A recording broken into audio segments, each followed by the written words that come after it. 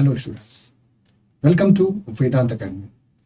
जैसे कि आप जानते हैं कि हमने इकोनॉमिक की एक सीरीज शुरू की है, एनसीईआरटी सीरीज। एनसीईआरटी सीरीज उन स्टूडेंट्स के लिए जो प्रिपरेशन कर रहे हैं यूपीएससी के लिए, स्टेट पीसीएस के लिए और अदर वनडे एग्जाम्स के लिए। उसके लिए हम एक जो सीरीज हमारी है वो इकोनॉमिक्स की 9 to 12 चलेगी। और जैसे कि आप जानते हैं कि हमारी 4th क्लास है। सेकंड चैप्टर के बारे में अगर मैं बात करूं तो सेकंड चैप्टर के पहले पार्ट में हमने पढ़ा था पीपल एज रिसोर्स के बारे में, आपने देखा होगा। तो उसमें हमने जाना था कि पॉपुलेशन कैसे एक रिसोर्स की तरह वर्क करती है, क्या क्या वो फैक्टर हैं जो एक पॉपुलेशन को रिसोर्स में कन्वर्ट कर सकते हैं और उस रिसोर्स को बनाने में किन किन फैक्टर्स का इंपॉर्टेंट रोल है। तो अब हम जानेंगे कि जो फैक्टर हमने जाने थे वो किस तरीके से इस पॉपुलेशन को एक रिसोर्स में कन्वर्ट करने के लिए वर्क करते हैं। जैसे कि हमने जाना था 3 मेन फैक्टर है पॉपुलेशन को एक रिसोर्स या एसेट में कन्वर्ट करने के लिए: एजुकेशन, हेल्थ और ट्रेनिंग एंड स्किल। तो सबसे पहले हम बात करते हैं कि कैसे एजुकेशन उस पॉपुलेशन को एक रिसोर्स में कन्वर्ट करने के लिए इंपॉर्टेंट है। अब पिछली क्लासेस में हमने यहां तक का हमारा कंप्लीट हो गया था। अब हम पढ़ेंगे क्वालिटी ऑफ पॉपुलेशन, कि जनसंख्या की जो गुणवत्ता है वो हम कैसे इंक्रीज करें, कैसे उस पॉपुलेशन को एसेट में कन्वर्ट करें। आइए चले शुरू करते हैं। Quality of population depend upon literacy rate. सबसे पहली बात कि लिटरेसी रेट पे वो डिपेंड करेगा। अब लिटरेसी रेट की अगर मैं बात करूं तो लिटरेसी रेट का सबसे बड़ा मायना ये है कि कितने लोग हमारी जनसंख्या पढ़े लिखे लोग हैं। और जब लिटरेसी रेट की खाली बात करते हैं कि वो किसी एक लैंग्वेज को रीड कर सकते हैं, अंडरस्टैंड कर सकते हैं, समझ सकते हैं और बोल सकते हैं। ये तीनों चीजें इंपॉर्टेंट है लिटरेसी रेट के लिए, किसी एक लैंग्वेज में। Health of a person, second जो इंपॉर्टेंट क्राइटेरिया था क्या था कि हेल्थ किसी पर्सन की कितनी इंपॉर्टेंट है। Indicated by life expectancy, health कैसे पता चलेगा कि उसकी लाइफ एक्सपेक्टेंसी क्या है। अगर हम इंडिया की बात करें तो लाइफ एक्सपेक्टेंसी पहले जब हमारा देश आज़ाद हुआ था, जब हम इंडिपेंडेंट हुए थे, तब हमारा लाइफ एक्सपेक्टेंसी रेट कम था। बट अब जैसे कि हमने ग्रोथ की, टेक्नोलॉजी की तरह से, या फिर हम हेल्थ एंड सर्विसेज के बारे में बात करें तो इजीली एक्सेसिबल है, अफोर्डेबल है अब, तो उसकी वजह से हमारा जो लाइफ एक्सपेक्टेंसी रेट है वो बढ़ा। और इसमें भी एक डिफरेंस है कि मेल का जो लाइफ एक्सपेक्टेंसी रेट है वो वुमेन के कंपैरिजन में, फीमेल के कंपैरिजन में कम है। स्किल, अब हम स्किल की बात करें तो skill formation acquired by people of country की स्किल क्या, कि कोई इंजीनियर हो सकता है, कोई डॉक्टर हो सकता है, कोई प्रोफेशनल टीचर हो सकता है, ये सब उसकी स्किल है। तो स्किल से, लिटरेसी रेट से और उसकी हेल्थ को इंश्योर करके हम एक पॉपुलेशन को, उसकी क्वालिटी को इंप्रूव कर सकते हैं। This quality of population ultimately decide the growth rate of the country. Literate and healthy population are an asset. ये जो क्वालिटीज हैं, अगर हम उसकी इंप्रूव करते हैं पॉपुलेशन की, तो उससे क्या होता है, अल्टीमेटली कंट्री की जो ग्रोथ रेट है वो इंक्रीज होती है। और लिटरेट और हेल्दी पॉपुलेशन क्या है, एक एसेट है, कि पढ़ी लिखी और हेल्दी पॉपुलेशन, स्वस्थ जनसंख्या एक एसेट के रूप में काम करती है। तो अब चलते हैं कि एजुकेशन किस प्रकार, इसमें सबसे फर्स्ट पार्ट है कि एजुकेशन किस तरीके से इसमें एक रोल प्ले करता है। Sakal's education in the initial year of his life bore him the fruits in the later years in terms of good job and good salary। साकल की जब हमने लास्ट चैप्टर में बात की थी, लास्ट पार्ट में बात की थी सेकंड चैप्टर के, तो उसमें हमने बात की थी कि वो पढ़ा लिखा किस तरीके से, उसके पेरेंट्स ने उसको एजुकेशन की तरफ उसको प्रमोट किया, उसको इनकरेज किया। उसका रिटर्न क्या मिला उनको, साकल को एक अच्छी जॉब, एक अच्छी salary. We saw education was an important input. Education क्या था, एक इंपॉर्टेंट इनपुट था, एक इंपॉर्टेंट इन्वेस्टमेंट था किसकी, साकल की लाइफ में। It open the new horizon for him, provided new aspiration and developed values. ना केवल जॉब और सैलरी, बल्कि क्या, एक नया होरिजन, एक नया सिटी जो उनके लिए खोले, एक नया पैरामीटर्स उसके लिए खुला। कैसे, उसके नए एस्पिरेशन हो सकते हैं, डेवलप्ड वैल्यूज ऑफ लाइफ, जैसे कि भाई मुझे एक अच्छी हेल्थ होनी चाहिए, अच्छी एजुकेशन होनी चाहिए, एक वैल्यूज है लाइफ की, तो ये भी उसकी इंप्रूव हुई। Not only for Sakal, education contribute towards the growth of society also, कि केवल साकल के लिए नहीं, एक सोसाइटी को डेवलप करने के लिए भी। जैसे कि आप जान सकते हैं कि एम्बियंस, इन्वायरमेंट किसी सोसाइटी का, वो उसका डिपेंड करता है कि वहां पे लोग कैसे रहते हैं। अगर वहां पे लोग अच्छे हैं तो इन्वायरमेंट अच्छा होगा, एम्बियंस अच्छा होगा। तो पढ़े लिखे लोग होंगे, हेल्दी पीपल होंगे, तो उससे लोग सीखते हैं, और सीखने के बाद क्या होता है कि वो अल्टीमेटली पेनिट्रेट होता है थ्रू आउट द सोसाइटी, और एक सोसाइटी को डेवलप करने में वो एक हेल्पफुल रहता है बहुत अच्छी तरीके से। Now come to the next part, it enhances the national income, cultural richness, increase the efficiency of governance. There is a provision made for providing universal access, retention and quality in elementary education with a special emphasis on girls. तो हमने देखा कि किस तरीके से education काम करती है उसकी संस्कृति को डेवलप करने के लिए, किसी कंट्री के वैल्यूज को डेवलप करने के लिए, किसी कंट्री की ग्रोथ रेट को डेवलप करने के लिए किस तरीके से। और एलिमेंट्री एजुकेशन क्या होगा, वो जो इन्वेस्टमेंट हमने किया वो उसका एक इम्फेसिस किस पे डाला गया, गर्ल्स के एजुकेशन पे, कि गर्ल्स भी इंपॉर्टेंट है। मेल और फीमेल जब साथ मिलकर चलेंगे तभी तो एक कंट्री एक अच्छी तरीके से ग्रोथ रेट, उसकी ग्रोथ रेट भी होगी, उसकी इकोनॉमिक डेवलप होगी, उसकी सोसाइटी डेवलप होगी। There is also an establishment of pace setting of the schools like Navodaya Vidyalaya. Education के लिए क्या किया हमने, नवोदय विद्यालय की स्थापना की जवाहरलाल नेहरू जी के टाइम पे इन ईच डिस्ट्रिक्ट, हर एक डिस्ट्रिक्ट में। नवोदय विद्यालय क्या इंश्योर करते हैं कि जो सेक्शन वाइज जो इनइक्वालिटी है उसको कम करना, जेंडर स्पेसिफिक इनइक्वालिटी है उसको कम करना। कैसे कि हम गरीब बच्चों के लिए एक अच्छी एजुकेशन, उसकी एक बोर्डिंग टाइप की स्कूलिंग हो, ऐसा एक व्यवस्था उसमें होती है। गर्ल्स के लिए स्पेशल एम्फेसिस होता है उसमें। तो ये सब चीज नवोदय विद्यालय उसमें बड़े ही इंपॉर्टेंट है। Vocational streams has been developed to equip large number of high school students occupation related to knowledge and skill. जो वोकेशनल स्ट्रीम्स है, वोकेशनल मतलब कि कोई भी ऐसी एक्स्ट्रा स्किल, ऐसी कोई एक्स्ट्रा ट्रेनिंग जो उनको दी जाती है वो किस चीज के लिए हेल्पफुल होती है, वो क्या, large number of high school के जो स्टूडेंट है with occupation related to knowledge and skill. मतलब कोई अवसर, रोजगार का ऐसा अवसर जिसमें नॉलेज और स्किल की जरूरत होती है, उसके लिए हम वोकेशनल ट्रेनिंग की, वोकेशनल स्ट्रीम्स की हमारे पास व्यवस्था है। जैसे कि आप कह सकते हैं कि इलेक्ट्रिशियन के लिए कोई वोकेशनल स्ट्रीम हो सकती है, या फिर कोई भी टेक्नीशियन हो सकता है, या फिर कोई अदर जो प्रोफेशनल कोर्सेज है वो हो सकते हैं। उन सब की वोकेशनल ट्रेनिंग हाई स्कूल के टाइम पे ही उनको दी जाती है, जो कि उनके फ्यूचर में जाके उनके अच्छा काम आते हैं और कंट्री के जो डेवलपमेंट में वो एक हेल्पफुल अपनी भूमिका निभाते हैं। The plan outlay of on education has increase from 151 crore in first plan to rupees 99,300 crore in 2020-21। अब जब हम बात करें कि जो पहला प्लान था, हमारा पहला प्लान था 1951 टू 1956 5 ईयर प्लान्स, उसमें हमारे पास क्या था कि एजुकेशन से रिलेटेड जो एक्सपेंडिचर थे उसमें हमने 151 करोड़ रुपए खर्च किए थे, जो कि अब बढ़ के कितना हो गया 2020-21 में 99,300 करोड़। तो एक बड़ा अमाउंट अब हम खर्च कर रहे हैं, क्योंकि हमारी जीडीपी भी बढ़ गई है। जीडीपी बढ़ी तो उसकी वजह से हमारे एजुकेशन पे जो एक्सपेंडिचर है वो भी हमने बढ़ाया। The expenditure on education as a percentage, अगर हम परसेंटेज ऑफ जीडीपी की बात करें तो वो बढ़ी। कहाँ से बढ़ी, 0.64% हमने एजुकेशन पे खर्च करते थे अपनी जीडीपी का 1951-52 में, जब पहला प्लान हमारा आया था स्टार्टिंग में। फिर हमने जो 2019 एंड 20 बजट एस्टिमेट, तब हमने कितना किया 3.1% हमने खर्च किया एजुकेशन पे, and has remain stagnant around 3% from past few years. और जो ऑथर है वो कहना चाहते हैं कि कई सालों से, पिछले कई दशकों से वो 3% पर ही रुका हुआ, स्टैग्नेंट है। तो उनका एक डायरेक्शन ये भी है कि हमें कहीं ना कहीं एजुकेशन पे अपना इन्वेस्टमेंट जो है, अपना एक्सपेंडिचर जो है बढ़ाना पड़ेगा, ताकि हमारी जो एक पॉपुलेशन है वो क्वालिटी पॉपुलेशन बने, उसको क्वालिटी एक रिसोर्स की तरह वो कन्वर्ट हो, एक एसेट में वो कन्वर्ट हो। उसके लिए हम कई व्यवस्था भी है हमारी सरकार की तरफ से। आइए देखते हैं द बजटरी एस्टिमेट।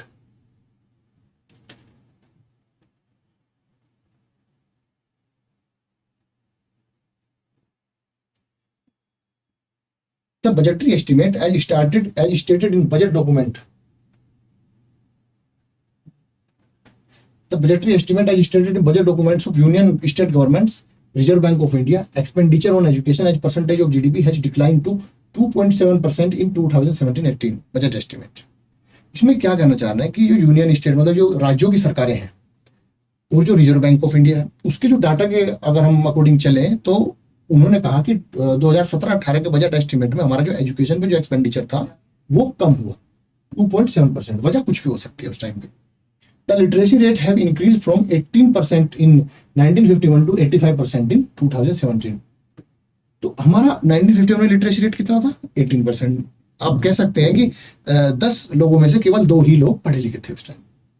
अब 85% हमारा 2017 में हो गया, तो हम नियर बाई फ्यूचर में होप कर सकते हैं कि 2025 तक हमारा नियर टू 100% हम लिटरेसी रेट हो जाएगा। Literacy is not only a right, literacy पढ़ा लिखा होना केवल एक अधिकार नहीं है, not only a right, it is also needed if citizens are to perform their duties, enjoy their rights properly. पढ़े लिखे होने से क्या फ़ायदा है? फ़ायदा ये है कि उनके जो राइट्स हैं, कि अगर कोई हमारे राइट्स को वोलेट कर रहा है तो हमें कहाँ जाना चाहिए, district court, high court, supreme court, किसके पास जाएं, पुलिस के पास जाएं तो एफआईआर कैसी हो। तो इन चीज़ों के लिए, अपने एक राइट्स को इंजॉय करने के लिए, अपनी एक लाइफ को अच्छी तरीके से चलाने के लिए पढ़ा लिखा होना बहुत आवश्यक है। However, a vast difference is noticed across different society, different sections of population.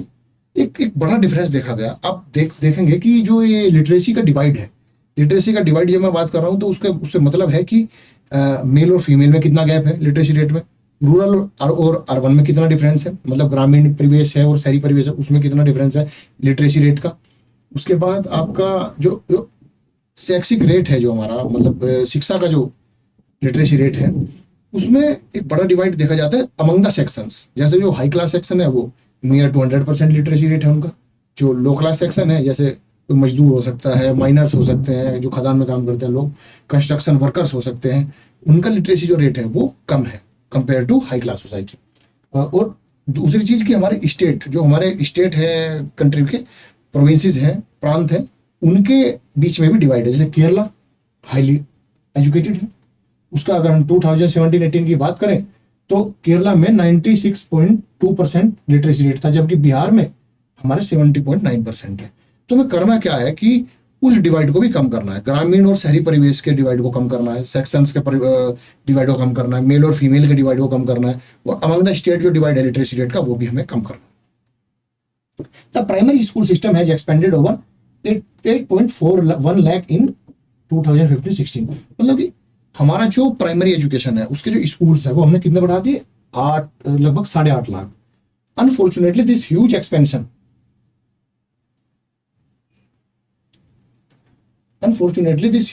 of school has diluted the poor quality of schooling and high dropout rate.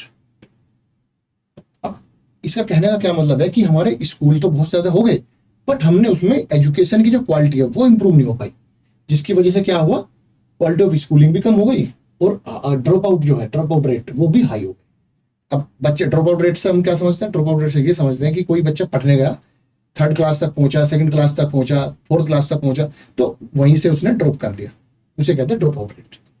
सर्व शिक्षा अभियान, ये आपने बड़ा एडवर्टाइज वगैरह में भी आपने पढ़ा हो, सुना होगा, देखा होगा कि सर्व शिक्षा अभियान एक हमारे गवर्नमेंट का एक प्रोग्राम था। वो किस चीज के लिए था, significant step towards providing elementary education, जो शुरुआती जो शिक्षा है उसको देने के लिए 6 से 14 वर्ष के बच्चों के लिए 2010 तक। अटल बिहारी वाजपेयी जी का टेन्योर में ये शुरू हुआ था सर्व शिक्षा अभियान।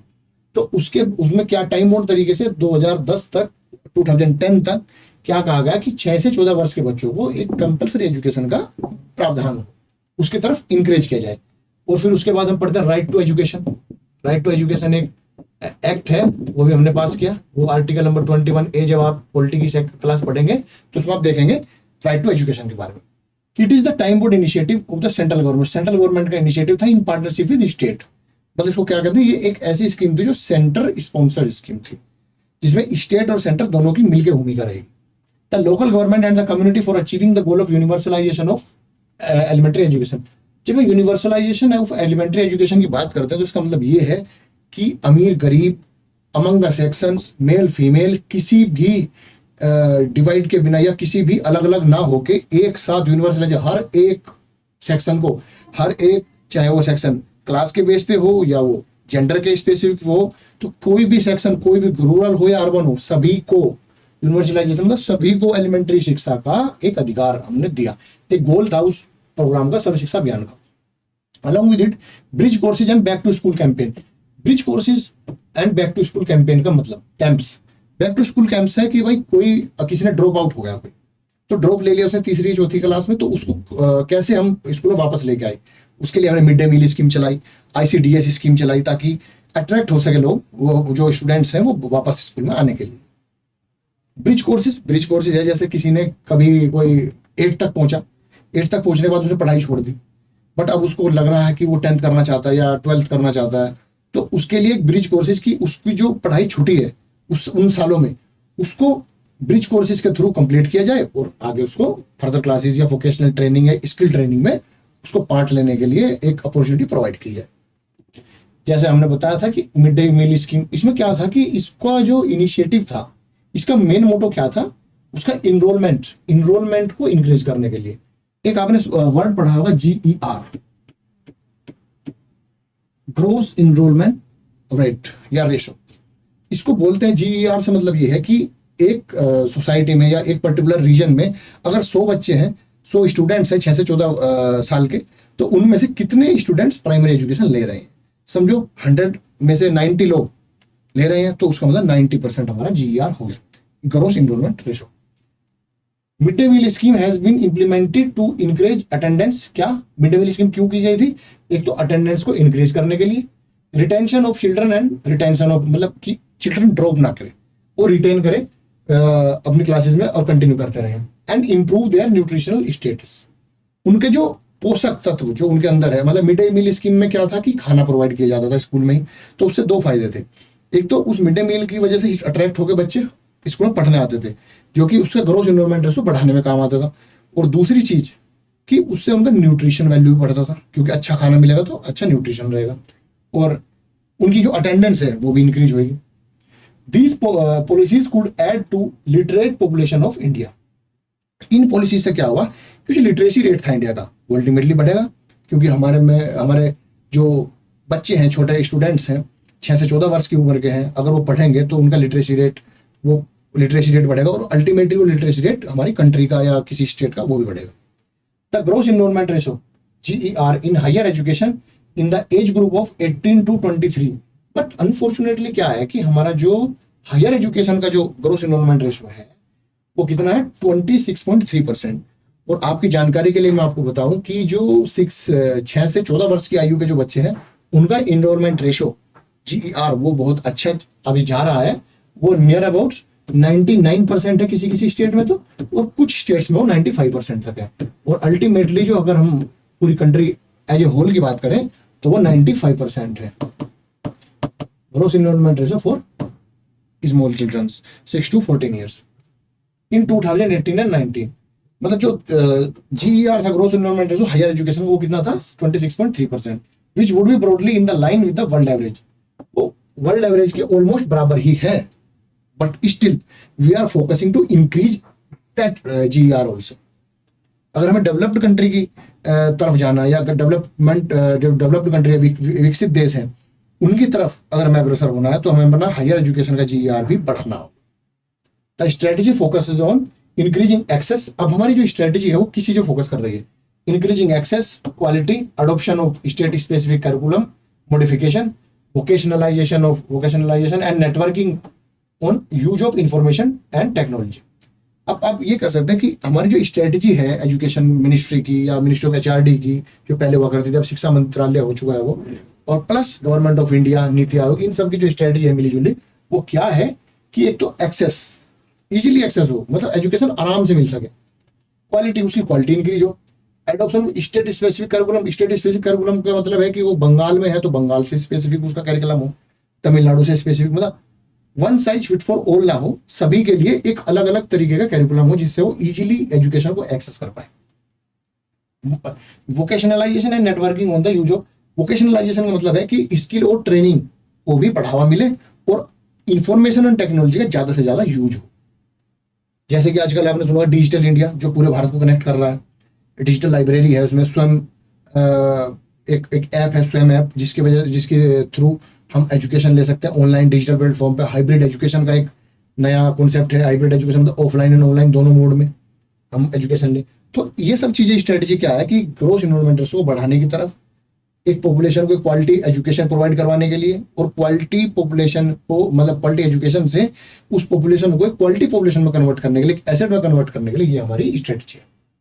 There is also focus on distance education, convergence of formal and non formal distance education, IT education institution.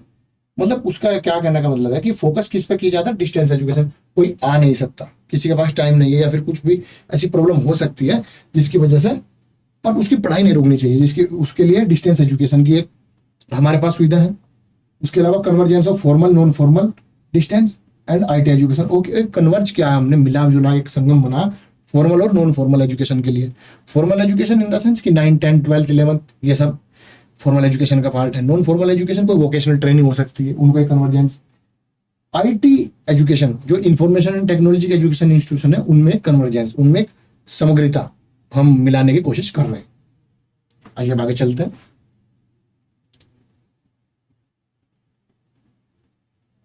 यहां से आप देख सकते हैं कि 1950 और 51 से लेके 2018-19 तक कितना इंक्रीज हुआ। 1951 में नंबर ऑफ कॉलेजेस कितने थे हमारे पास? 750। अब हो गए हमारे पास near to 40,000 number of colleges. Number of universities की अगर हम बात करें तो पहले 30 यूनिवर्सिटी हुआ करती थी, अब 993 यूनिवर्सिटी, उसमें प्राइवेट और गवर्नमेंट दोनों ही है। स्टूडेंट्स की अगर हम बात करें तो वो भी इंक्रीज हुए हैं। पहले 2,63,000 हमारे पास स्टूडेंट्स थे, अब हमारे पास कितना है? लगभग 3,73,99,388 स्टूडेंट्स। मतलब कि कितना एक इंप्रूवमेंट हमारे पास हुआ 1950-51 से लेके इन 70 सालों में हमने कितना प्रोग्रेस किया, कितना डेवलप किया, वो हम इससे देख सकते हैं। टीचर्स का भी एक अहम रोल है, क्योंकि स्टूडेंट्स बढ़ेंगे, कॉलेजेस बढ़ेंगे, तो टीचर भी बढ़ाने पड़ेंगे। तो उसमें भी देखें तो 24,000 टीचर थे हमारे पास 1951 में, और 2018-19 में कितने हो गए हमारे पास? 14 लाख 14,16,299 टीचर्स हमारे पास हो गए। तो इससे हम देख सकते हैं कि एमएचआरडी ने या हमारी गवर्नमेंट ऑफ इंडिया ने नीति आयोग के साथ मिलकर, हमारे थिंक टैंक के साथ मिलकर किस तरीके की स्ट्रेटेजी बनाई। पहले जो हमारा प्लानिंग कमीशन था उसके साथ मिलकर किस तरीके की स्ट्रेटेजी बनाई एजुकेशन को इंप्रूव करने के लिए, हमारी पॉपुलेशन को एक क्वालिटी एजुकेशन प्रोवाइड करने के लिए, उस पॉपुलेशन को एक क्वालिटी पॉपुलेशन में कन्वर्ट करने के लिए। Over the past 60 years, there has been a significant growth in the number of universities and institution of higher learning in specialized area. Specialise area के जो इंस्टीट्यूशन थे वो भी बढ़ाए। स्पेशलाइजेशन एरिया जैसे मेडिकल के इंस्टीट्यूशन, इंजीनियरिंग के institution, master of business administration के लिए इंस्टीट्यूशन। तो एक स्पेशलाइज एजुकेशन के लिए कितने ज़्यादा इंस्टीट्यूशन हमने अलग अलग बनाए, उसका ये कहानी है, पेश कर रहे हैं कि स्पेशलाइज एरिया में लर्निंग के लिए, हायर लर्निंग के लिए हमने इंस्टीट्यूशन का ग्रो किया बीते कुछ 60 सालों में। Let us read the table to see the increasing. वो जो आपने पहले टेबल पढ़ी वो क्या थी? वो वही थी कि उसमें यूनिवर्सिटीज कितने बढ़े, कॉलेजेस कितने बढ़े, इनरोलमेंट ऑफ स्टूडेंट्स कितना हुआ, रिक्रूटमेंट ऑफ टीचर कितना हुआ इन 60 सालों में, वो सब बताया गया था। तो अब ये टेबल, ये कुछ क्वेश्चंस हैं वो आप डिस्कस कर सकते हैं। अगर इसमें कोई भी डाउट आता है तो आप कमेंट बॉक्स में लिख सकते हैं। पहले भी एक एक्सरसाइज थी, उसको भी आप डिस्कस कर सकते थे, तो वो भी आप इंपॉर्टेंट है, आप करना पड़ेगा वो। और उसका आप कमेंट बॉक्स में कोई भी डाउट आए तो लिख सकते हैं। विदिन 24 आवर्स हम आपको प्रोवाइड कराएंगे उसका डाउट सेशन। और अगर डाउट ज़्यादा होता है तो हम एक अलग से डाउट सेशन भी रख सकते हैं। अब हम बात करते हैं दूसरे फैक्टर की। अभी तक हमने क्या पढ़ा? एजुकेशन कैसे रोल प्ले करती है एक पॉपुलेशन को एसेट बनाने में। क्या हमारी स्ट्रेटजी रही गवर्नमेंट की, क्या हमने उसमें इंप्रूवमेंट्स किए? अगर एक्सपेंडिचर, पहली बात की हमने जीडीपी का एक्सपेंडिचर बढ़ाया, इनरोलमेंट रेशो बढ़ाने के लिए हमने अलग अलग स्कीम्स चलाई, मिड डे मील स्कीम चलाई, सर्व शिक्षा अभियान चलाया।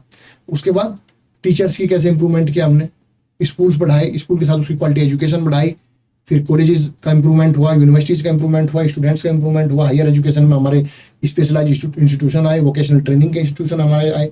तो इन सब चीज़ से क्या हुआ कि लिटरेसी का जो रेट है वो बढ़ा, एजुकेशन का रेट बढ़ा। उसके बाद हमारी क्वालिटी पॉपुलेशन बढ़ी। क्वालिटी पॉपुलेशन बढ़ने से क्या फ़ायदा था कि अच्छी एजुकेशन तो अच्छी जॉब, अच्छी सैलरी, अच्छी सोसाइटी, इन सब चीज़ में उसका पेनिट्रेशन होगा। तो नाउ हम क्या देखते हैं कि हेल्थ किस तरीके से अपना रोल प्ले करेगी। Firm maximise profit. Do you think any firm would be induced to employ people who might not work efficiently as healthy workers because of ill health? बिल्कुल नहीं भाई। अगर किसी फर्म को अपना प्रॉफिट बढ़ाना है तो उसको क्या चाहिए? हेल्दी एम्प्लॉय चाहिए। हेल्दी एम्प्लॉयज होने के लिए क्या मतलब है? वो बीमार ना हो, प्रॉपर न्यूट्रिशन उसके पास हो, तो उससे क्या होगी? उसकी प्रोडक्टिविटी बढ़ेगी। प्रोडक्टिविटी बढ़ेगी तो अल्टीमेटली प्रोडक्शन बढ़ेगा, प्रोडक्शन बढ़ेगा तो फर्म की ग्रोथ बढ़ेगी। तो कोई भी अगर फर्म है वो क्या करेगी कि उनको एक ऐसी एम्प्लॉय, ऐसे उनको मजदूर कह सकते हो या एम्प्लॉयर कह सकते हो कि वो हमें चाहिए जिससे उनकी एफिशिएंसी बढ़े। ऐसे लोगों को एम्प्लॉय करेगी, ऐसे लोगों को रोजगार वो देगी।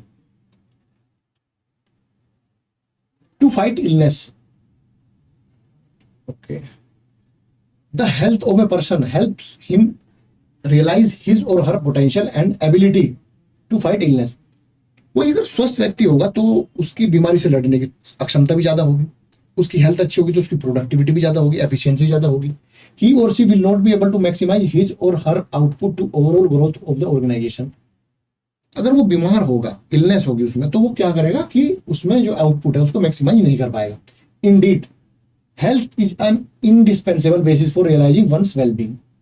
हेल्थ जो है, स्वास्थ्य जो है, उसके एक वेलबींग के लिए वो कितना सुखी है उसको जानने के लिए एक ऐसा एक साधन है जिसको हम दरकिनार नहीं कर सकते। वो एक बहुत जरूरी एक क्राइटेरिया है जानने के लिए, किसी भी व्यक्ति के स्वास्थ्य या उसके सुखी जीवन के बारे में जानने के लिए। Henceforth, improvement in the health status of population has been priority of the country.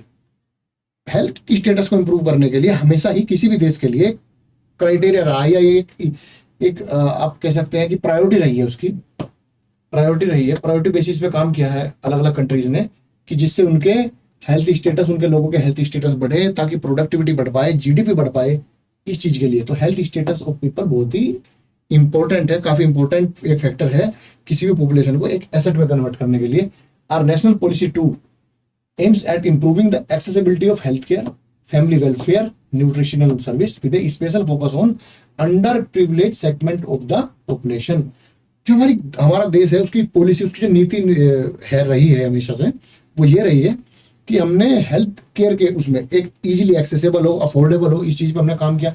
Family welfare पे हमने काम किया, जो स्वास्थ्य कल्याण, जो परिवार कल्याण मंत्रालय है हमारा, वो उस पर काम करता है, हेल्थ केयर पे स्वास्थ्य की सुविधाएं होनी चाहिए।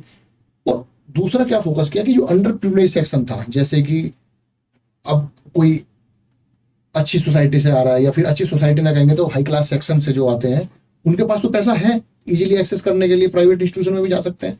मगर जो हमारे अंडर प्रिविलेज सेक्शन है, जैसे कोई मजदूर है, कोई कंस्ट्रक्शन वर्कर है, कोई खेती वाला मजदूर है, उनके पास तो वो सुविधा नहीं है। तो उसको ओवरकम करने के लिए हमने अलग अलग स्कीम्स के माध्यम से उस अंडर प्रिविलेज पॉपुलेशन को भी मेन स्ट्रीम पॉपुलेशन के साथ जोड़ने का काम किया, हेल्थ उसको प्रोवाइड करवा के। किस तरीके से? Over the last 5 decades, India has built a vast health infrastructure and has developed the manpower required primary, secondary and tertiary sector in the government as well as private sector. पिछले 5 दशकों से 50 साल कह सकते हैं आप कि हमने क्या काम किया, हेल्थ इंस्टीट्यूशंस बढ़ाए, चाहे वो प्राइवेट है चाहे गवर्नमेंट है। उसके बाद उसके पास मैन पावर, डॉक्टर्स, नर्सिस, इन सब चीज के बारे में हमने इसका इंक्रीज किया, उनका जो एक संख्या है। और प्राइमरी, सेकेंडरी, टर्सरी तीनों सेक्टर जो गवर्नमेंट के, उनमें हमने इंफ्रास्ट्रक्चर को डेवलप करके एक हेल्थ को इजीली एक्सेसिबल और अफोर्डेबल बनाने की सरकार ने हमारी भरपूर कोशिश की। These measures which have been adopted have increased the life expectancy ratio over 68.3 years, मतलब कि लगभग 68 साल हमारी लाइफ एक्सपेक्टेंसी रेशो को बढ़ाने का काम किया 2016 में। अब इन्फेंट मोर्टेलिटी रेट है, अगर हम इन्फेंट मोर्टेलिटी रेट की बात करें तो वो भी हमारी जो क्या है, कम हो गई। पहले जो बच्चे हैं, जो इन्फेंट है, उनका जो रेट है, जो 1 साल से कम के जो बच्चे हैं, वो अगर किसी बीमारी से या किसी इन्फेक्शन से मर जाते हैं तो उसको इन्फेंट मोर्टेलिटी रेट कहा जाता है 1 साल के अंदर अंदर। तो वो हमारा पहले 1950 में 147 था, बट अब वो बढ़ के कितना हो गया, वो घट के कितना हो गया 34 in 2016। Crude birth rate have drop to 20.4 and death rate, अब हमारे डेथ रेट भी क्या है, वो नीचे गया। वो क्रूड रेट भी कम हुआ और डेथ रेट भी कम हुआ। Increase in life expectancy and improvement in child care are useful in assessing the future progress of the country. Increase the longevity of life is an indicator of good quality of life marked by self-confidence. Reduction in infant mortality involves the protection of children from infection, ensuring the nutrition. जैसे मैं बता रहा था आपको कि अगर life expectancy ratio बढ़ रहा है तो उससे क्या फायदा है, क्या इसमें इंप्रूवमेंट किसमें हो रही है, चाइल्ड केयर। उससे क्या है कि कंट्री की जो पॉपुलेशन है उसकी लॉन्गेविटी कितनी है, वो कितने साल तक जी सकते हैं, वो एक डिपेंड करेगा।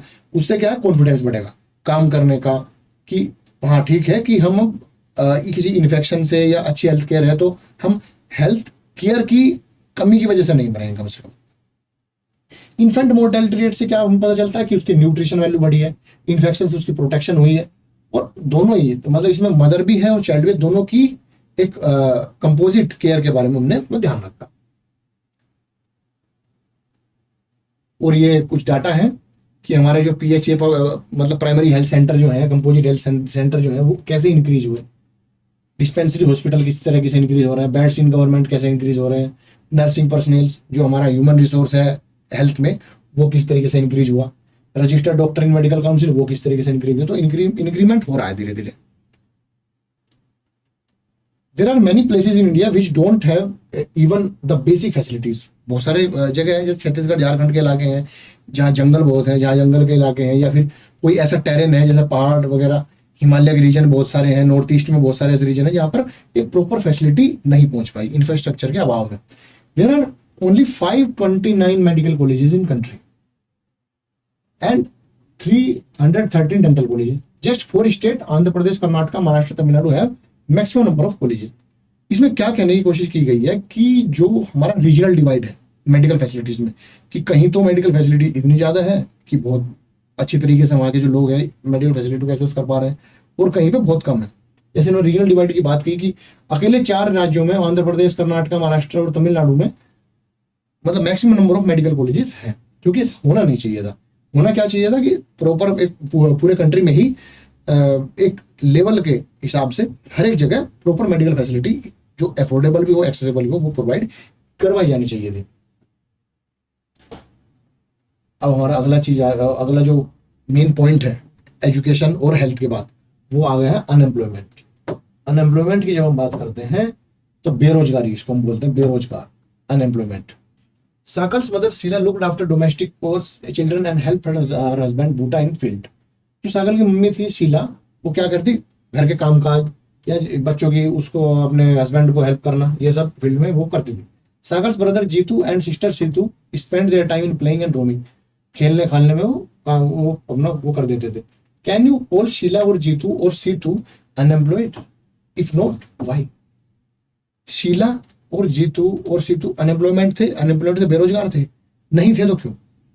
इसका एक जरूरी चीज है कि अनएम्प्लॉयमेंट की अगर हम बात करते हैं तो अनएम्प्लॉयमेंट उनको कहा जाता है कि जो एक्टिवली एम्प्लॉयमेंट को ढूंढ रहे हैं, एक्टिवली उनकी एज, पहली बात तो उनकी एज 15 से 59 साल, 15 to 59 ईयर होनी चाहिए कि वर्किंग पॉपुलेशन का हिस्सा हो। उसके बाद कि उस पॉपुलेशन का सबसे बड़े जो क्राइटेरिया है कि वो जॉब ढूंढ रहे हो, फिर भी उनको अगर जॉब ना मिले तो उनको कहा जाएगा अनएम्प्लॉयमेंट। अब जैसे कि आप देख सकते हैं ना, तो शीला जॉब ढूंढ रही, ना जीतू जॉब ढूंढ रहा, ना सीतू जॉब ढूंढ रहा, तो वो क्या है कि अनएम्प्लॉयमेंट के क्राइटेरिया में नहीं आएंगे। Unemployment is said to exist when people who are willing to work. जैसे कि मैं आपको बता रहा था कि अनएम्प्लॉयमेंट क्या है, ये इंपॉर्टेंट है काफी, इसको आप नोट कीजिएगा। Unemployment is said to exist, कब है unemployment? When people who are willing to work are going wages can not find jobs. जो काम करना चाहते हैं, मजदूरी पे जा रहे हैं, बट उनको जॉब नहीं मिल रही। Sheela is not interested in working outside her home. और शीला चाहती नहीं थी कि वो अपने घर के बाहर जाके काम करे, तो इसलिए वो क्या है, अनएम्प्लॉयड के क्राइटेरिया में नहीं आती। Jeetu and Seetu are too small to counted in the work force population. Jeetu और सीतू क्या है, वो छोटे हैं। जैसे कि हमने बताया था कि 15 से जो 15 से 59 ईयर की एज के जो वो है, कोई भी पीपल है, उन्हीं को ही कहा जाएगा वर्किंग पॉपुलेशन, तो इसलिए वो भी उस क्राइटेरिया में नहीं आएंगे। नाइदर जीतू, सीतू और Sheela can be counted as unemployed, तो वो बेरोजगार नहीं, उसको कंसिडर नहीं किया जा सकता। The workforce population include people from 15 years to 59 years. ये भी इंपॉर्टेंट है कि 15 से 59 साल उनकी एज होनी चाहिए, उसी को हम बोलेंगे अनएम्प्लॉयड पीपल, अगर उनको जॉब नहीं मिल रही। एक वर्किंग पॉपुलेशन का जो क्राइटेरिया है, उसमें एज का जो क्राइटेरिया वो है 15 year to 59 years. Sakal's brother and sister do not fall within this age, so they cannot be called unemployed. Sakal's mother Sheila works for the family. She is not willing to work outside her domestic domain for payment. She too cannot be unemployed. Situ और शीला और जीतू ये तीनों unemployed नहीं है, क्योंकि जो बच्चे हैं उनकी वो एज क्राइटेरिया से बाहर है, और जो उनकी मदर है वो घर के बाहर काम करना नहीं जाना चाहती, वो देख भी नहीं रही है किसी जॉब के लिए, तो वो अनएम्प्लॉयड नहीं है। Sakal's grandparents, although not mentioned in the story, cannot be called unemployed. Grand parents की अगर हम बात करें तो वो क्या है, उनकी एज 60 से अबव है, 59 से अबव है, तो वो भी अनएम्प्लॉयड नहीं कहा जा सकता उनको भी। In case of India we have unemployment in rural and urban areas, दोनों जगह है। However the nature of unemployment differs in rural and urban areas, दोनों ही जगह अर्बन और रूरल एरिया की अगर हम बात करें तो वहां पे दोनों जगह अनएम्प्लॉयमेंट है, बट दोनों जगह का जो अनएम्प्लॉयमेंट का जो नेचर है वो अलग अलग है। इन केस ऑफ रूरल एरियाज, जो हमारे ग्रामीण परिवेश के जो जगह है, रीजन है, क्षेत्र है, उसमें क्या है कि सबसे बड़ा जो अनएम्प्लॉयमेंट जो रेट है वो किस एरिया से आता है, वो सीजनल अनएम्प्लॉयमेंट है, वो डिस्गाइज अनएम्प्लॉयमेंट। सीजनल अनएम्प्लॉयमेंट क्या है कि फार्म पे जो एग्रीकल्चर सेक्टर में जो काम कर रहे हैं लोग, उनके साथ सबसे बड़ी दिक्कत है कि वो सीजनल अनएम्प्लॉयमेंट का शिकार होते हैं। जैसे कि खेत की बुआई तब उनको जॉब मिलेगा, उसके फिर बीच में नहीं मिलेगा। फिर जब खेत की जुताई वगैरह होगी तब उनको जॉब मिल सकता है। फिर खेत की कटाई होगी तब उनको जॉब मिल सकता है। मतलब एक रेगुलर उनको जॉब नहीं मिलता, सीजनल मिलेगा। कटाई के टाइम पे, बुआई के टाइम पे, बीच में कुछ गुड़ाई वगैरह हो रही है तब उसके टाइम पे परमानेंट उनका जॉब नहीं मिलता। वो डिस्गाइज अनएम्प्लॉयमेंट की अगर हम बात करें, पहले तो सीजनल, अब डिस्गाइज अनएम्प्लॉयमेंट का मतलब है कि किसी जगह जरूरत तो है दो लोगों की, और वहां पे काम कितने कर रहे हैं, 5 लोग। जैसे कि अक्सर एग्रीकल्चर फैमिलीज में होता है कि मोर देन 86% ऑफ फार्मर्स क्या है, स्मॉल एंड मार्जिनल फार्मर्स। उनके यहाँ पे जो परिवार है उसमें लोग हैं 6 से 7 लोग हैं। अगर सभी के सभी एग्रीकल्चर फील्ड में काम कर रहे हैं तो वो क्या है कि उनकी जरूरत नहीं थी इतने की। जरूरत वहां पे कितने की है, 2 आदमियों की या 3 आदमियों की मैक्स टू मैक्स, और वहां पे काम कर रहे हैं 7 लोग। तो वो क्या हुआ, जो एक्स्ट्रा जो 4 पीपल जो है, जो +4 है, वो क्या है वहां पे, disguised unemployed people. Seasonal unemployment happens when people are not able to find jobs during some months of the year. जैसे कि मैंने आपको बताया कि कुछ महीने उनको जॉब नहीं मिलेगी। People depend upon agriculture usually face such kind of problem. There are certain busy season when sowing, जब बुआई का टाइम पे, हार्वेस्टिंग कटाई के टाइम पे, वीडिंग जब उनको खरपतवार वगैरह जो उसको है हटाने के लिए, या थ्रेशिंग, इसको जब किया जाता है तब वो उनको जॉब मिले, अदरवाइज उनको जॉब नहीं मिले, अदरवाइज उनको रोजगार नहीं मिल रहा। Certain months do not provide much work to the people dependent on agriculture. In case of disguised unemployment, people appear to be employed. अब क्या लगेगा कि लोग रोजगार उनको मिल रहा है, जैसे कि एग्रीकल्चर फील्ड में 7 लोग काम कर रहे हैं तो उनको लग रहा है कि रोजगार मिल रहा है उनके परिवार की तरफ से। परिवार में 7 लोग हैं पर खेत में जरूरत 2 की ही है, बट 5 लोगों को भी ऐसा लग रहा है कि रोजगार मिल रहा है। बट क्या है कि जरूरत वहां पे 2 की थी, तो प्रोडक्टिविटी जो है हमारी वो नहीं आ पाएगी। अगर 2 की जगह 7 लोग काम करेंगे तो प्रोडक्टिविटी नहीं मिल पाएगी, प्रोडक्टिविटी उनकी कम हो जाएगी। तो इसलिए उसको क्या कहेंगे, डिस्गाइज अनएम्प्लॉयमेंट। ये भी ज्यादातर agriculture plots where they find work, this usually happen among families members engage in agriculture activity. जो परिवार जो है वो कृषि के कामकाज में इंगेज है, उनके लिए work require the service of 5 people. 5 लोगों की जरूरत है बट इंगेज 8 पीपल, 8 लोग लगे हुए हैं। 3 एक्स्ट्रा पीपल, क्या है वो, जो 3 पीपल जो एक्स्ट्रा लगे हुए हैं वो सेम प्लॉट में जो काम कर रहे हैं, जहां पर अन्य लोग वो अन्य जगह काम कर सकते थे मगर वो उसी फील्ड में काम कर रहे हैं, तो उसे क्या कहेंगे हम, disguise unemployment. The contribution made by the 3 extra people does not add to contribution made by 5 people. If 3 people are removed the productivity of the field will not decline. अगर हम उन 3 लोगों को हटा भी दें तो भी प्रोडक्टिविटी की फील्ड की प्रोडक्टिविटी है वो सेम ही रहेगी। The field require the service of 5 people, the 3 extra people are, क्या है वो, disguise unemployment. In case of urban areas, अब हम शहरी की बात करें, educated unemployment has become a common. मतलब जो पढ़े लिखे जो अनएम्प्लॉयमेंट है, बेरोजगार है, उनकी एक संख्या वो कॉमन है बिल्कुल वहां पे। देखते हैं कैसे। Common phenomena, many youth with matriculation, किसी बहुत सारे जो यूथ है जो 10वीं पास है, ग्रेजुएशन है, जो many youth with matriculation, graduation and post graduation degrees are not able to find job. बहुत सारे लोग हैं जिन्होंने 10वीं 12वीं की हुई है, ग्रेजुएशन की हुई है या ग्रेजुएशन के पोस्ट ग्रेजुएशन की है, वो क्या है, जॉब नहीं ढूंढ पा रहे हैं। A study showed that unemployment of graduate and postgraduate had increased faster among matriculates. मतलब इसका क्या कहना है, मतलब है कि जितने भी पढ़े लिखे लोग जो हैं वहां पे वो जॉब नहीं ढूंढ पा रहे हैं, बल्कि जो ग्रेजुएट और पोस्ट ग्रेजुएट है उनका जो अनएम्प्लॉयमेंट रेट है वो ज्यादा है मैट्रिकुलेट लोगों के। A study showed, a paradoxical manpower situation is witnessed as surplus of manpower in certain categories coexist with shortage of manpower in other. मतलब क्या है कि कुछ जगह तो इतनी मैन पावर है कि वहां पे उतनों की जरूरत नहीं है, और कुछ जगह जो स्किलफुल वर्क है वहां पे जरूरत ज्यादा है बट वहां पे लोग अवेलेबल नहीं है।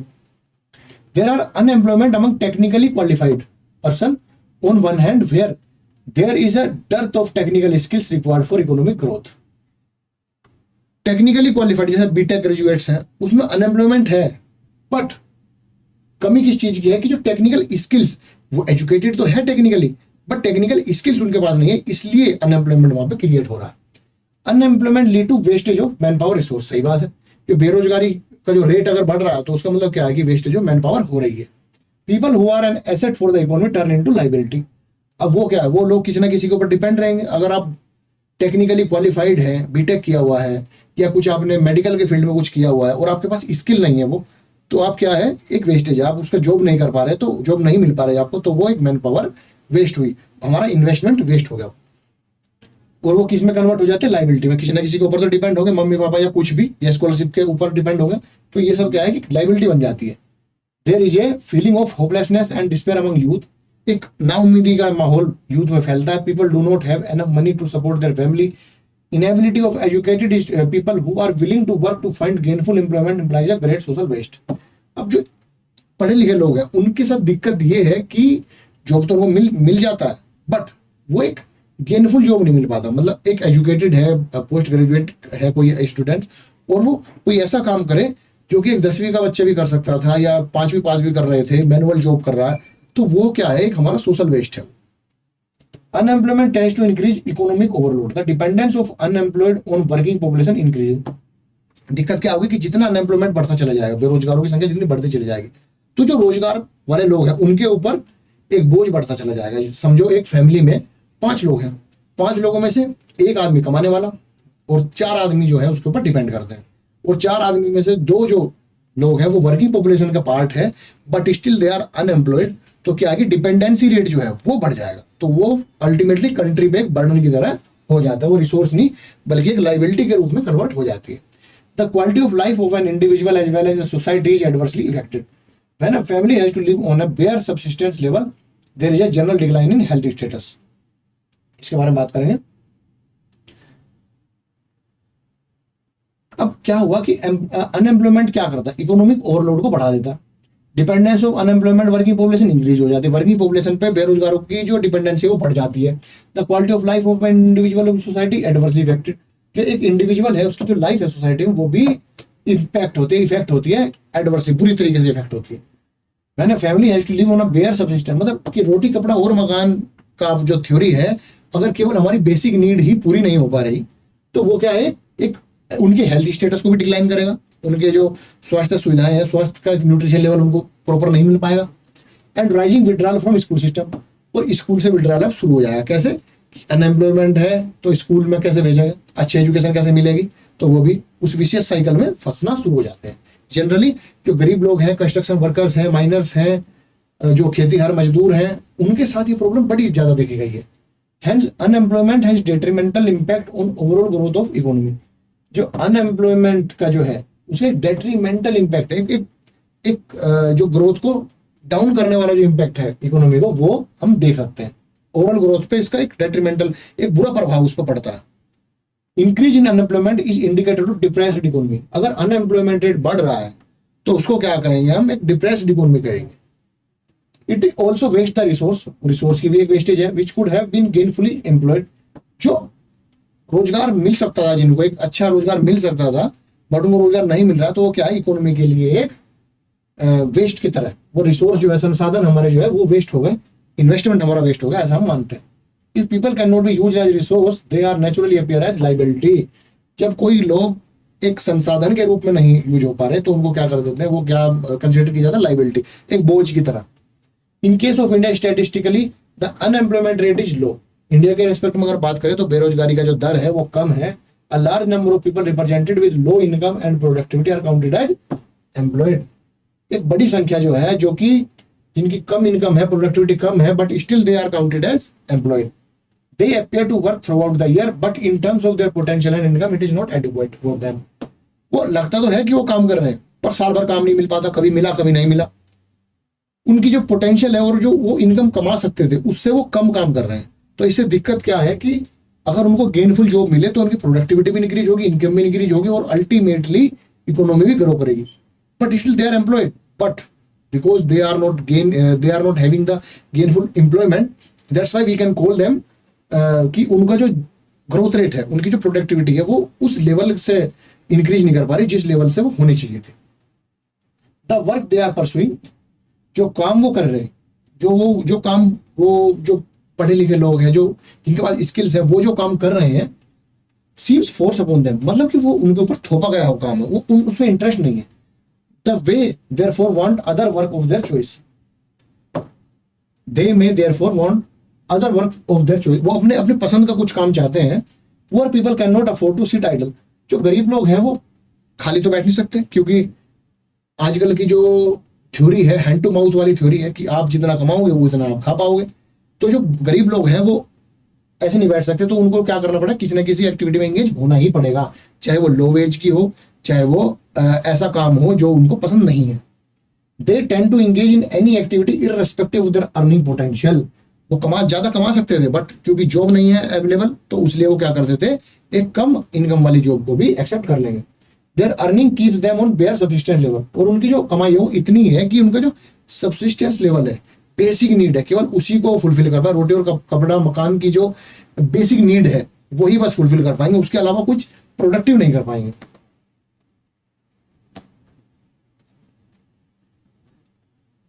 Moreover, the employment structure is characterized by self-employment in primary sector। जो प्राइमरी सेक्टर में, जैसे प्राइमरी सेक्टर की अगर हम बात करें तो सबसे बड़ा सेक्टर कौन सा है प्राइमरी सेक्टर में, एग्रीकल्चर। तो एग्रीकल्चर में जो एम्प्लॉयमेंट है वो क्या है, सेल्फ एम्प्लॉयमेंट। कोई फार्मर है तो उसको हम क्या कहेंगे, सेल्फ एम्प्लॉयमेंट है, किसके अंडर काम नहीं करना, अपना ही काम है, तो इसलिए सेल्फ एम्प्लॉयमेंट।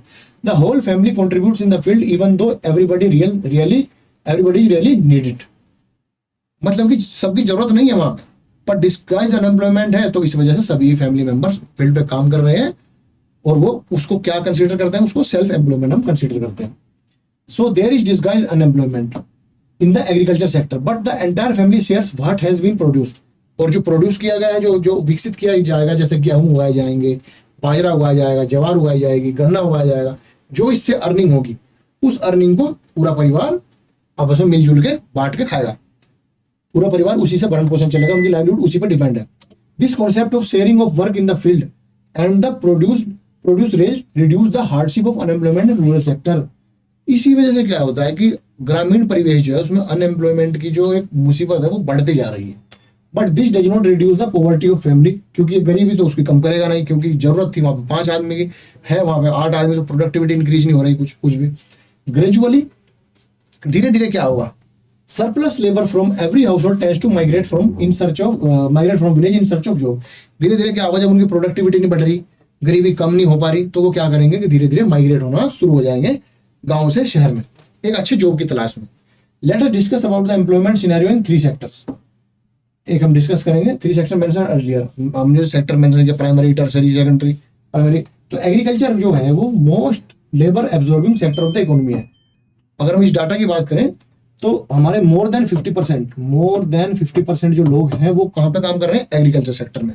तो जो एग्रीकल्चर सेक्टर है वो सबसे ज्यादा लेबर को कंज्यूम करती है।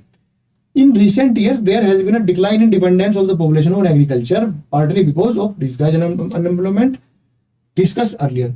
अब क्या है कि वो जो बोझ था गांव के ऊपर, जो डिस्गाइज अनएम्प्लॉयमेंट का बोझ था, वो धीरे धीरे कम हो रहा है माइग्रेशन की वजह से। लोग जॉब ढूंढ रहे हैं अदर स्टेट्स में या फिर अदर जगह, फैक्ट्री इंडस्ट्री, अलग अलग जगह। Some of the surplus labour in agriculture move to either, let's see कहां गए वो, एग्रीकल्चर को छोड़ के move to either secondary sector और टर्सरी सेक्टर। जैसे कि अगर हम सेकेंडरी सेक्टर की बात करें तो इंडस्ट्री और फैक्ट्री में, मैन्युफैक्चरिंग सेक्टर में। अगर हम टर्सरी की बात करें तो सर्विस सेक्टर में ट्रांसपोर्ट की फैसिलिटी हो सकती है, टेलीकम्युनिकेशन की फैसिलिटी हो सकती है, अदर सर्विसेज हो सकती है, उसमें वो ट्रांसफर हो गए। क्यों? क्योंकि डिस्गाइज्ड अनएम्प्लॉयमेंट था। डिस्गाइज्ड अनएम्प्लॉयमेंट का जो मतलब है वो क्या है कि जरूरत थी 5 लोगों की, 8 लोग थे, प्रोडक्टिविटी इंक्रीज नहीं हो रही थी, गरीबी कम नहीं हो रही थी, तो उस गरीबी को कम करने के लिए, प्रोडक्टिविटी इंक्रीज करने के लिए जो 3 एक्स्ट्रा लोग थे वो कहाँ गए, माइग्रेट हो गए अदर जॉब्स, अदर सेक्टर्स में। प्राइमरी सेक्टर में थे बट अब चले गए सेकेंडरी सेक्टर की तरफ और टर्सरी सेक्टर की तरफ। In secondary sector small scale manufacturing is the most labour absorbing. जो छोटे कारखाने हैं, जैसे कि गांव में ही पोटर का काम, कुम्हार का काम जो है, या फिर चूड़ी बनाने का काम, ये सब काम स्मॉल स्केल मैन्युफैक्चरिंग है, इनकी तरफ ज्यादा अग्रसर हुई। एमएसएमईज जो बोल सकते हैं हम, एमएसएमईज की तरफ। और वो एमएसएमईज जो कि कॉटेज इंडस्ट्रीज की तरह काम करती हैं, उनकी तरफ वो मूव कर गए सेकेंडरी सेक्टर की तरफ। इन case of tertiary sector various new services now appearing like biotechnology, information technology and so on.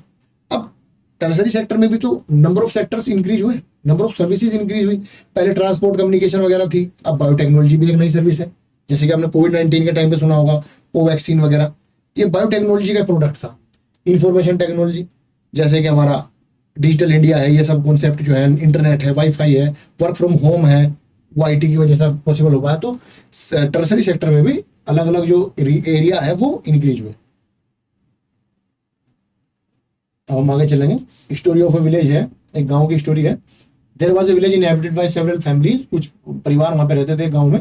Each family produce enough to feed its member, each family members met its need by member making their own clothes and teaching their own children. एक family थी, वो अपने कपड़े भी खुद ही बनाती थी और हम बच्चों को पढ़ाती भी थी। One of the family decided to send one of its sons to agriculture college. एक बेटे को उन्होंने एग्रीकल्चर कॉलेज भेजने का डिसाइड कर लिया। The boy got its his admission to nearly college of nearby college of agriculture, उसको admission भी मिल गया बच्चे को। After some time he become qualified in agro engineering, कुछ समय बाद वो एग्रो इंजीनियरिंग में क्वालिफाइड हो गया। Came back to village, village वापस आया। He proved to be so creative that he could design and improve type of plough which increase the yield of wheat. अब उस बेटे ने जो एग्रीकल्चर एजुकेशन के फील्ड में गया था, उसने एग्रीकल्चर एग्रो टेक्नोलॉजी में जो ग्रेजुएशन इंजीनियरिंग में किया था, तो उसकी वजह से क्या हुआ कि उसने जो एक्सपेरिमेंट किया गांव में आने के बाद, जिससे यील्ड व्हीट की जो पैदावार थी वो बढ़ी। Thus a new job of agro engineer, एक नई जॉब क्रिएट हुई। Field in the village, the family in the village sold surplus in a near by village, जो उनका पैदावार के ज्यादा हुआ गया तो उसको उसने नियर बाई विलेज में बेच दिया। They earned good profit which they shared among themselves. Inspired by this success, all families after some time held a meeting in the village. They all wanted to have a better future for their children too. They requested the panchayat to open a school in the village.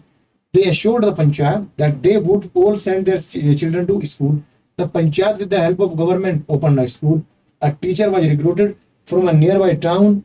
All the children of this village started going to school. After some time, one of the families gave training to his daughter. In the tailoring, she started stitching clothes for all families of the village. For everyone now wanted to buy and wear well-tailored clothes. Thus, another new job that for a tailor was created. This had another positive effect. This time of farmers in going for buying clothes was saved. उसने समय बचा लिया. As the farmer spent more time in the field, the yield of the farms went up. This was the beginning of prosperity. The farmers had more than what they could consume. Now they could sell what they produced to others who came to their village markets. Over the time, this village, which formerly had no job opportunities in the beginning, had many like teachers, tailor, agro engineer and many more. अब आप इससे क्या समझते हैं? इससे हमें समझ आता है कि किस तरीके से एक गांव ने अपने एक बेटे को भेजा एग्रीकल्चर टेक्नोलॉजी यूनिवर्सिटी में, वहां से वो एग्रीकल्चर की बीटेक की डिग्री लेकर आया। आप अपने गांव का एग्जाम्पल भी देख सकते हैं कि किसी परिवार ने अपना एक बेटा भेजा, उसने जॉब की, उसने वहां से ग्रेजुएशन किया। ग्रेजुएशन करने के बाद उसने वो नॉलेज थी वो गांव में इंप्लीमेंट की। इंप्लीमेंट होने के बाद उनका यील्ड बढ़ा, जिस भी फील्ड में उसने इंप्लीमेंट किया, वो यील्ड बढ़ने के साथ साथ उनकी पैसे अर्निंग ज़्यादा हुई। अर्निंग ज़्यादा होने से उन्होंने अदर जगह इन्वेस्ट किया। किसी ने अपनी लड़की को एक फैशन डिजाइनिंग कोर्स करवाया, जिससे टेलर का जो स्टिचिंग का काम एक अच्छी तरीके से हो पाया, तो अब उनको कपड़े भी कहीं से बाहर से नहीं खरीदने। फिर उसके बाद एक अलग जो है टीचर की, उन्होंने स्कूल खोला, स्कूल के साथ स्टूडेंट पढ़ना शुरू किए, गांव के सभी स्टूडेंट पढ़ना शुरू हुए, तो टीचर की एक जॉब क्रिएट हुई। तो इसका मतलब क्या है कि फॉरवर्ड बैकवर्ड लिंकेजेस को शो करता है और एक प्रोग्रेसिवनेस को शो करता है कि कैसे एजुकेशन में इन्वेस्ट से हमारी इकोनॉमी इंक्रीज होगी, हमारा सोशल स्टेटस इंक्रीज होगा। अब कोई कल क्या करेंगे कि किसी बच्चे को डॉक्टर बनाएंगे, वो डॉक्टर आके हॉस्पिटल गाँव में खोलेगा, गाँव के लोगों का हेल्थ स्टेटस बढ़ेगा। कोई अलग किसी टेक्नोलॉजी फील्ड में जा सकता है, वो आके वोकेशनल ट्रेनिंग सेंटर खोल सकता है, जिससे गांव के पूरे ही जो गांव के जो लोग हैं वो एक ट्रेनिंग स्किल्स में परफेक्ट होंगे, तो और ज्यादा काम बढ़ेगा। स्मॉल स्केल इंडस्ट्री को खोल सकते हैं। तो ये सब बताने की कोशिश की गई थी। अब हम समराइज करते हैं इस चैप्टर को। You have seen how inputs, कि इनपुट जो है हमारे वो किस तरीके से यूज किए जाते हैं, जैसे एजुकेशन हुआ, हेल्थ हुआ, help in making people and asset for the economy. The chapter also discuss about economic activities undertaken in 3 sectors of the economy. We also studied about the problem associated with unemployment. Finally, the chapter ends with the story of the village which formerly had no job, but later they had plenty of jobs.